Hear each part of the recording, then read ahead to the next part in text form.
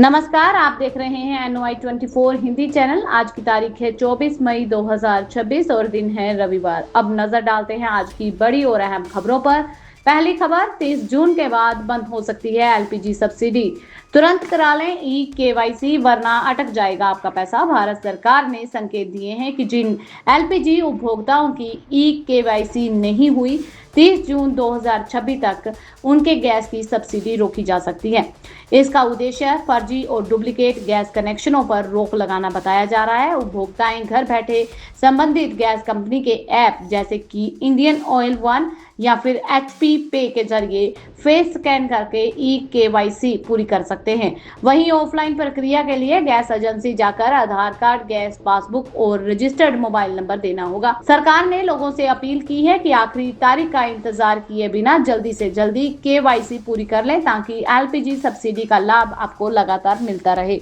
बात करते हैं कॉकरोच जनता पार्टी की। वायरल हुई कॉकरोच जनता पार्टी की वेबसाइट को अचानक बंद कर दिया गया। सोशल मीडिया पर सवाल उठ रहे हैं। इंटरनेट पर विवादों में घिरी कॉकरोच जनता पार्टी की आधिकारिक वेबसाइट को सरकार ने बंद कर दिया है। जानकारी के अनुसार इस कदम के पीछे पार्टी के सोशल मीडिया और वेबसाइट पर चल रही गतिविधियों को देखते हुए सुरक्षा और सार्वजनिक शांति का ध्यान रखा गया है। पिछले कुछ हफ्तों से कॉकरोच जनता पार्टी मीडिया और सोशल प्लेटफॉर्म पर चर्चा में थी, खास करके उनके विवादित बयानों और आंदोलन के कारण। सरकार ने कहा कि यह कदम कानून और अनुशासन बनाए रखने के उद्देश्य से उठाया गया है। विशेषज्ञों का कहना है कि डिजिटल प्लेटफॉर्म पर ऐसी गतिविधियों पर नियंत्रण अवश्य है ताकि झूठी जानकारी और अफवाहों का प्रसार रोका जा सके। हालांकि पार्टी के समर्थकों ने इस कदम की आलोचना की है और इसे अभिव्यक्ति की स्वतंत्रता पर हमला बताया गया है। अब बात करते हैं गोल्ड की। गोल्ड पर एक बड़ी खबर सामने आ रही है। सरकार के फैसले का होगा गंभीर असर। 60 टन सोने से जुड़ा है मामला। सरकार की ओर से सोने पर आयात शुल्क बढ़ाए जाने के बाद इस साल 2026 में इसकी डिमांड 50 से 60 टन घट सकती है। यह पिछले वर्ष की तुलना में लगभग 10% कम होगी।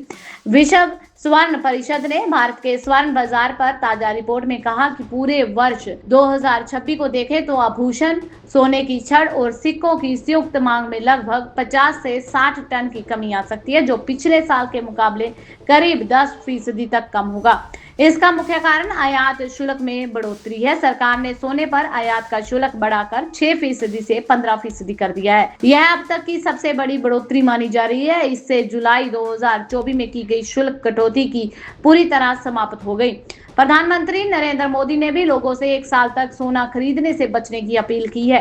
रिपोर्ट में कहा गया कि सोने की कीमत, आय स्तर में बदलाव, महंगाई, मानसून जैसे अन्य कारण भी सालाना मांग को प्रभावित करेंगे। इससे देश में गोल्ड की डिमांड जो है वो पिछले साल से 10 तक कम रहने का अनुमान है। अगली खबर तमिलनाडु से, जहां पर थलपति विजय सरकार ने किया था तत्काल रिहाई का आदेश। जेल से बाहर आए यूट्यूबर और पत्रकार ए शंकर उर्फ सुवक्कू। तमिलनाडु के चर्चित यूट्यूबर और पत्रकार ए शंकर उर्फ सुवक्कू को शुक्रवार को औपचारिक रूप से जेल से रिहा करा दिया गया। उनकी रिहाई तब संभव हुई जब नई सरकार विजय सरकार ने पिछली DMK सरकार के दौरान जारी हिरासत आदेश को रद्द कर दिया। बता दें कि DMK के सरकार के पिछले कुछ सालों में शंकर पर कई मामले दर्ज किए गए थे। उन्हें गिरफ्तार भी किया गया था। उन्हें आखिरी बार 8 अप्रैल को गिरफ्तार किया गया था। यह गिरफ्तारी दिसंबर 2025 में मिली अंतरिम मेडिकल बेल की शर्तों का उल्लंघन करने के आरोप में की गई थी। अपनी रिहाई के बाद शंकर ने उम्मीद जताई कि नई सरकार यानी कि TVK सरकार अपना 5 साल का कार्यकाल पूरा करेगी और दक्षिण राज्य के लोगों को विभिन्न कल्याणकारी योजनाएं लागू करेगी। शंकर ने अपनी रिहाई के बाद मुख्यमंत्री विजय और कोर्ट का आभार जताया। अगली बड़ी खबर पश्चिम बंगाल से। दिल्ली में PM नरेंद्र मोदी और अमित शाह से सुभेदु अधिकारी की मुलाकात। केंद्र ने खोल दिया बंगाल के लिए खजाना। पश्चिम बंगाल में 9 मई को मुख्यमंत्री पद संभालने के बाद सुभेदु अधिकारी पहली बार नई दिल्ली पहुंचे। उन्होंने दिल्ली में प्रधानमंत्री नरेंद्र मोदी और राष्ट्रपति द्रौपदी मुर्मू और केंद्रीय गृह मंत्री अमित शाह से मुलाकात की। इस मुलाकात के बाद केंद्र सरकार ने बंगाल के लिए अपना खजाना खोल दिया। केंद्रीय जल संस्थान मंत्रालय के तहत आने वाली योजनाओं के लिए 39,000 करोड़ रुपए जारी करने की सहमति जताई। प्रधानमंत्री नरेंद्र मोदी ने सुभेदु अधिकारी के साथ अपनी बैठक के दौरान केंद्रीय परियोजनाओं को लागू करने में सहयोग का आश्वासन भी दिया। इनमें से कई परियोजनाएं ममता बनर्जी के नेतृत्व वाली पिछली तृणमूल कांग्रेस सरकार के कार्यकाल में रुकी हुई थी। मोदी के साथ अपनी बैठक के बाद शुभेंदु अधिकारी ने अपने सोशल मीडिया अकाउंट पर पोस्ट किया और लिखा कि प्रधानमंत्री ने पश्चिम बंगाल के आर्थिक विकास, औद्योगिक विकास, रोजगार सृजन और उसे आगे बढ़ाने के लिए अपनी तरफ से पूरा सहयोग और समर्थन का आश्वासन दिया है। उन्होंने कहा कि प्रधानमंत्री नरेंद्र मोदी ने उन्हें बताया कि बंगाल का विकास और प्रगति केंद्र सरकार की शीर्ष प्राथमिकताओं में से एक है। अगली खबर कर्नाटक से, जहां कलबुर्गी में क्रूजर कार और लॉरी की भीषण टक्कर हुई, 5 लोगों की मौके पर मौत हो गई। कर्नाटक के कलबुर्गी जिले में एक क्रूजर वाहन और लॉरी के बीच हुई आमने सामने की भीषण टक्कर में 5 लोगों की मौत का समाचार मिला है। पुलिस ने शनिवार को बताया कि हादसे का शिकार हुए सभी 5 मृतक आपस में रिश्तेदार थे।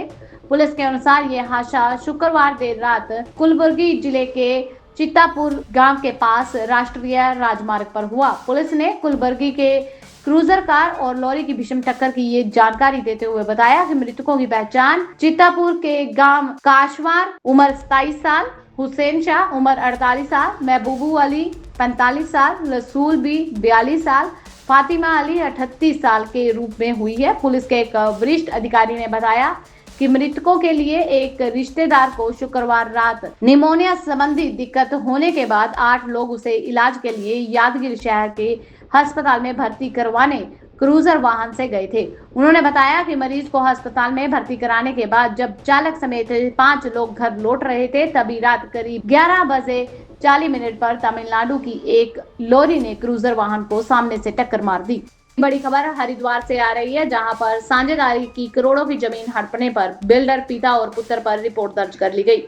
प्रॉपर्टी डीलर व अभिवक्ता की मौत के बाद पत्नी की मानसिक स्थिति का फायदा उठाकर करोड़ों रुपए की जमीन हड़पने के आरोप में जवालापुर पुलिस ने बिल्डर रवि चौहान और उसके बेटे ऋषभ चौहान के खिलाफ FIR दर्ज की है। इससे कुछ दिन पहले शहर कोतवाली में भी दोनों पर साझेदार की मौत के बाद 13 लाख से ज्यादा की FD हड़पने की रिपोर्ट दर्ज की गई थी। तभी से दोनों अंडरग्राउंड चल रहे थे। पुलिस के अनुसार रिचपाल कोरवर्क निवासी सुभाष नगर जवालापुर ने SSP को शिकायत में बताया कि उसके पति सुरेंद्र पाल सिंह वर्क का निधन हो चुका है। पति के जीवन काल में उन्होंने रवि चौहान निवासी ग्राम सीतापुर के साथ मिलकर जवालापुर रानीपुर झाल क्षेत्र में ड्रीम सिटी नाम से एक कॉलोनी विकसित की थी। बढ़ते हैं अगली बड़ी और अहम खबर की तरफ, जहां चलती नाव से गंगा में लगाई छाल, 3 दिन बाद पानी से ऊपर आया युवक का शव, बरारी घाट पर मचा हड़कंप। भागलपुर के बरारी पुल घाट पर 20 मई को चलती नाव से गंगा नदी में कूदे युवक का शव शनिवार को सुबह बरामद कर लिया गया। शव सबसे पहले एम्बुलेंस बनी नाव के नाविक लाल बहादुर मंडल की नजर में आया। इसके बाद उन्होंने तत्काल इसकी सूचना नियंत्रण कक्ष में मौजूद अपना आपादा मित्र अमित कुमार को दी। सूचना मिलते ही आपादा मित्रों ने तत्काल कार्रवाई शुरू कर दी। एम्बुलेंस नाव ने मौके पर पहुंचे आपादा मित्र अमित कुमार ने शव को रस्सी से बांधा और उसकी जानकारी SDRF टीम को दे दी। इसके बाद अमित कुमार, तुलसी यादव और सनोज कुमार ने गंगा नदी से रस्सी के सहारे शव को किनारे पर पहुंचाया। अब बात करते हैं विजय सरकार की। थलपति विजय ने मंत्रिमंडल के 8 दलित विधायकों को शामिल किया, तमिलनाडु में बनाया इतिहास। तमिलनाडु में AK स्टालिन की DMK सरकार को सत्ता से हटाकर TVK ने सबको हैरान कर दिया। C जोसेफ विजय तमिलनाडु के मुख्यमंत्री बने। थलपति विजय ने जब से मुख्यमंत्री पद की शपथ ली है, तब से वे लगातार चर्चा में हैं। अब उनके कैबिनेट विस्तार की चर्चा हो रही है। यह चर्चा है कैबिनेट में अनुसूचित जाति के मंत्रियों की संख्या को लेकर। तमिलनाडु के इतिहास में अब तक की सबसे बड़ी कैबिनेट है। यह बढ़ोतरी विजय के कार्यकाल में पहले वर्ष में उनके बढ़ते जनादेश को दर्शाती है। इसके साथ ही कैबिनेट के नाम पर एक और रिकॉर्ड दर्ज हुआ है। यह है सबसे ज्यादा SC मंत्रियों को शामिल करने का। थलपति विजय की कैबिनेट में SC जाति यानी कि अनुसूचित जाति के 8 विधायक शामिल किए गए हैं। विजय की कैबिनेट को ऐतिहासिक कहा जा रहा है। सरकार के दृष्टिकोण से 23 नए मंत्रियों को शामिल करना सामाजिक समावेश और संतुलन प्रतिनिधित्व को बढ़ाने की दिशा में उठाया गया ये कदम है। इसी बीच नजर डालते हैं अगली बड़ी और अहम खबर पर। कैदी की मौत को लेकर परिजनों ने उठाए सवाल, कहा समय पर नहीं दी गई जानकारी। खबर है धर्मशाला की। जिला कारागार धर्मशाला में सजायाफ्ता कैदी विवेक की मौत के मामले पर परिजनों ने जेल प्रशासन की कार्यप्रणाली पर सवाल उठाए हैं। करंट लगने से मौत के बारे में कही जाने वाली बात पर परिजनों का कहना है कि जेल में व्यवस्थाएं क्या इतनी लच्चर है कि विवेक को करंट लग गया तो वो सिर्फ एक पंखे को घुमाते हुए। इतना ही नहीं, परिजनों ने कहा कि बुधवार शाम 5:30 बजे की घटना की जानकारी उन्हें देर शाम को दी गई, जो कि कार्यप्रणाली पर सवाल खड़े करती है। वीरवार को मृतक विवेक के परिजन पिता जगदीश चंद भाइयों समेत ग्रामीण एसपी कांगड़ा कार्यालय पहुंचे। उन्होंने एसपी से मिलकर मौत मामले को लेकर कुछ शंकाएं जाहिर की और जांच की मांग उठाई।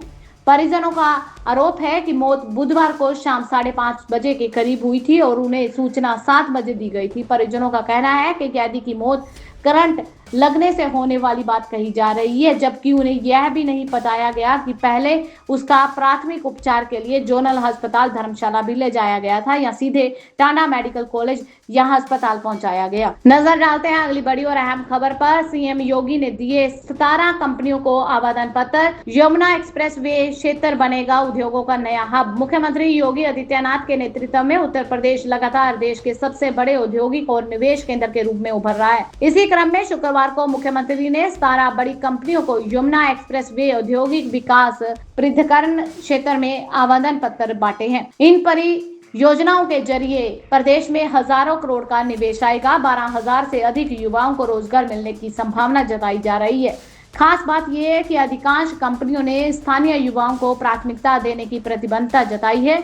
इन परियोजनाओं से ये स्पष्ट होता है कि उत्तर प्रदेश अब केवल कृषि आधारित अर्थव्यवस्था वाला राज्य नहीं, बल्कि हरित ऊर्जा, इलेक्ट्रॉनिक्स, सूचना प्रौद्योगिकी, स्मार्ट मैन्युफैक्चरिंग और औद्योगिक उद्योगों का एक बड़ा केंद्र बनकर उभर रहा है। सोलर और हरित ऊर्जा क्षेत्र में सबसे बड़ा निवेश CESC ग्रीन पावर लिमिटेड द्वारा किया गया है। आरपी संजीव गोयनका समूह की यह कंपनी 100 एकड़ क्षेत्र में 3 गीगावाट क्षमता की सोलर सेल और मॉड्यूल निर्माण इकाई स्थापित करेगी। इस परियोजना में 8805 करोड़ का निवेश होगा। लगभग 5000 लोगों को रोजगार मिलेगा। वहीं इंटीग्रेट बैटरीज इंडिया लिमिटेड 25 एकड़ क्षेत्र में 4 गीगावाट क्षमता का सोलर PV सेल निर्माण इकाई स्थापित करेगी। इस परियोजना में 1146 करोड़ का निवेश होगा और 500 रोजगार के साधन मिलेंगे। इन दोनों परियोजनाओं से उत्तर प्रदेश की हरित ऊर्जा निर्माण में बड़े केंद्रों के रूप में तेजी से उभरता दिखाई दे रहा है। नजर डालते हैं अगली बड़ी और अहम खबर पर। प्रयागराज एक्सप्रेस समेत 155 ट्रेनें हाई स्पीड घोषित। हजारों